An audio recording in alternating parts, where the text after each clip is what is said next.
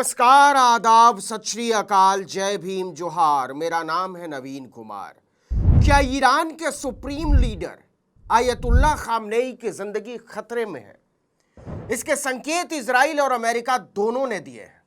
Israel ने तो खुलकर बोल दिया है। इस पर और चर्चा करेंगे, लेकिन जरा इस दृश्य को देख लीजिए।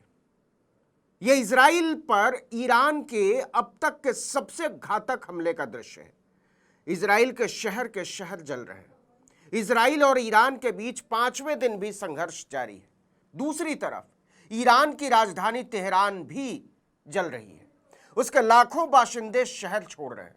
16 जून की रात तेहरान से बाहर निकलने वाली सबसे चौड़ी सड़क पर कोई 50 किलोमीटर लंबा जाम लग गया।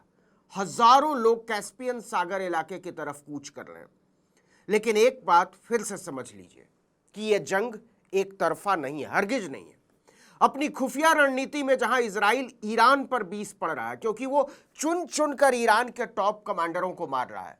ईरान के एक और deputy commander major general Ali Shadmani की एक हवाई हमले में मौत हो गई है, और यह जानकारी खुद ईरान की सेना ने दी है। शादमानी ईरान की खत्म अल अनबिया हेडक्वार्टर्स यानी सैन्य आपात कमान के प्रमुख थे। उन्होंने 4 दिन पहले ही यह पद संभाला था। मेजर शादमानी ईरान के सबसे सीनियर सैन्य अधिकारी थे और खामनेई के सबसे भरोसेमंद सैन्य सलाहकार भी। उनकी मौत से ईरान को तगड़ा झटका लगा है। इजरायली हमलों में अब 224 ईरानी मारे जा चुके हैं, जबकि 1481 लोग घायल हैं।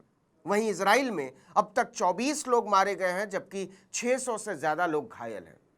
लेकिन दूसरी तरफ ईरान ने इजराइल को बहुत गहरी चोट पहुंचाई है। इजराइल के नागरिकों ने न तो कभी ऐसी चोट खाई है और न ही ऐसी दहशत देखी है। उसके एयर डिफेंस सिस्टम को ईरान ने बहुत बुरी तरह नुकसान पहुंचाया है। हालांकि दावा तो इजराइल भी कर रहा है कि ईरान के आधे एयर स्पेस पर उसका कब्जा हो चुका है, लेकिन ऐसा है नहीं। अब सुनिए असली खबर। जिस समय ईरान इजराइल पर कहर बनकर टूट रहा था, ठीक उसी समय तेल अवीव से 10,055 किलोमीटर दूर कनाडा के अल्बर्टा प्रांत के करानास्की गांव में अमेरिकी राष्ट्रपति G7 राष्ट्राध्यक्षों के साथ एक पारिवारिक फोटो खिंचवा रहे थे। उसी समय उनके सैटेलाइट फोन पर एक संदेश गिरता है। ट्रंप उसे पढ़ते हैं और तनाव में डूब जाते हैं। वो फोटो सेशन के बीच से ही मंच से उतर जाते हैं और कहते हैं कि बस मेरे सारे कार्यक्रम खत्म करो, मुझे जल्दी से जल्दी वॉशिंगटन पहुंचना है। ट्रंप वैसे भी एक दिन पहले कनाडा से निकलने वाले थे, लेकिन उन्होंने इजराइल पर ईरान की घनघोर बमबारी के बीच G7 की बैठक कम से कम 6 घंटे और पहले छोड़ दी। अब जरा घटनाक्रमों पर गौर कीजिए। अमेरिकी राष्ट्रपति डोनाल्ड ट्रंप ने वहीं से एक चेतावनी जारी की कि सभी लोगों को तुरंत ईरान की राजधानी तेहरान खाली कर देनी चाहिए।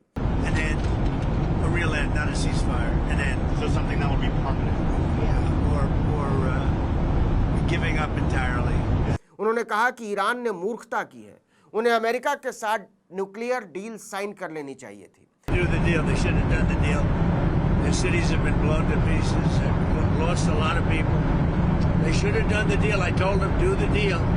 ट्रंप ने ट्रूथ सोशल मीडिया पर लिखा कि ईरान का हमारे आगे न झुकना शर्मनाक है और लोगों के जीवन को खतरे में डालने वाला है। सीधे शब्दों में कहें तो ईरान के पास परमाणु हथियार नहीं हो सकते। मैंने ये बार बार दोहराया है, सभी को तुरंत तेहरान खाली कर देना चाहिए। इसी बीच फ्रांस के राष्ट्रपति इमैनुअल मैक्रों से पत्रकार पूछते हैं कि ट्रंप ने G7 सम्मेलन को अचानक क्यों छोड़ा। इस पर मैक्रों कहते हैं कि ट्रंप संभवतः इजराइल और ईरान के बीच सीज फायर की संभावना पर विचार करने जा रहे हैं।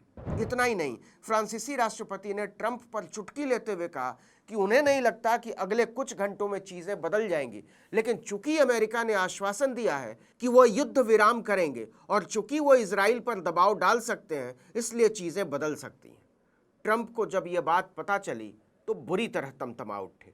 उन्होंने ट्रूथ सोशल पर अपनी भड़ास निकालते हुए लिखा कि गलत, इमैनुअल मैक्रों को कोई आइडिया नहीं है कि मैं वाशिंगटन क्यों जा रहा हूं, लेकिन यह निश्चित तौर पर युद्ध विराम से नहीं जुड़ा हुआ है, उससे भी बहुत बड़ी कोई बात है, बने रहिए।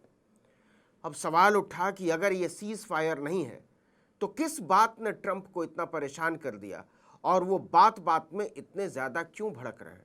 हालांकि वो बुनियादी तौर पर तुनक मिजाज हैं, लेकिन G7 जैसे बड़े अंतर्राष्ट्रीय फोरम पर ऐसी तुनक मिजाजी का मतलब कुछ अलग होता है। जो भी हो, लेकिन डोनाल्ड ट्रंप के इस बयान ने अंतर्राष्ट्रीय कूटनीति में अटकलों का तूफान खड़ा कर दिया। क्या अमेरिका कोई बड़ा सैन्य कदम उठाने जा रहा है अपनी तरफ से?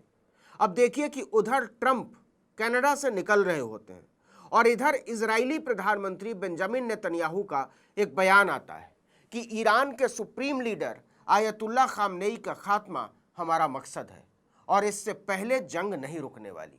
ושל כל זרועות הביטחון עושים עבודה יוצאת מן הכלל. אנחנו עומדים מול איום קיומי כפול. पूछा गया कि इससे तो जंग और भड़क जाएगी। इस पर नेतन्याहू ने सीधा कहा कि आयतुल्ला खामनेई की हत्या से जंग बढ़ेगी नहीं बल्कि खत्म होगी, बल्कि इसके बिना जंग रुक ही नहीं सकती। इसके पहले भी खबर आई थी कि नेतन्याहू ट्रंप से खामनेई को खत्म करने की मंजूरी चाहते हैं। तो क्या ट्रंप ने G7 की बैठक तय समय से पहले इसलिए छोड़ दी कि उन्हें वाशिंगटन पहुंचकर खामनेई को खत्म करने की रणनीति पर अपने सलाहकारों और इजरायली कमांडरों के साथ बैठकें करनी है?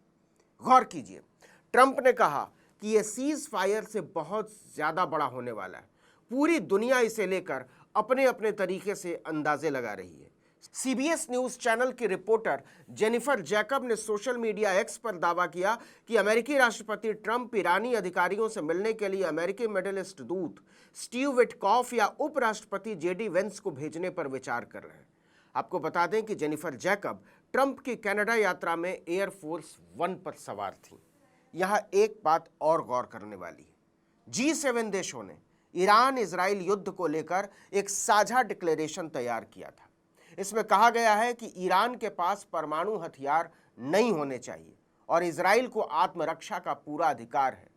बयान में इस बात पर भी जोर दिया गया है कि मिडिल ईस्ट में तनाव को कम करने के किसी भी कोशिश में गजा में सीज फायर भी शामिल होना चाहिए ताकि पूरे इलाके में शांति की दिशा में ठोस कदम बढ़ाए जा सकें। जब यह डिक्लेरेशन तैयार हो रहा था तब डोनाल्ड ट्रंप कनानास्की में ही मौजूद थे, लेकिन उन्होंने इस पर हस्ताक्षर नहीं किए।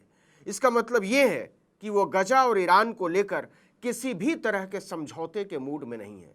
लेकिन सवाल फिर से वहीं आता है, ट्रंप ने G7 की बैठक बीच में आनन फानन में क्यों छोड़ी और क्या इसका आयतुल्ला खामनेई की जिंदगी से कोई सीधा रिश्ता है?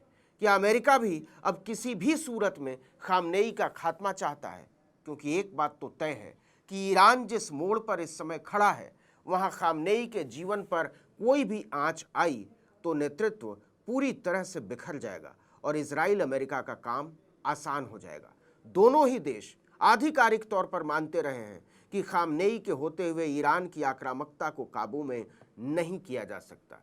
पूरी दुनिया इस समय खामनेई को लेकर आशंकाओं से भरी हुई है।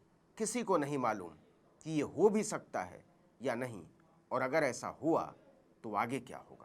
इस वीडियो में इतना ही, लेकिन अगर आपने आर्टिकल 19 इंडिया को अब तक सब्सक्राइब नहीं किया है तो फौरन कर लीजिए। बेल आइकॉन दबाइए, घंटी जैसी आकृति, लाइक कीजिए और कमेंट करके बताइए हमारा वीडियो आपको कैसा लगा। हमारा ट्विटर हैंडल है article19_India और मेरा ट्विटर हैंडल है नवीन जर्नलिस्ट। नमस्कार।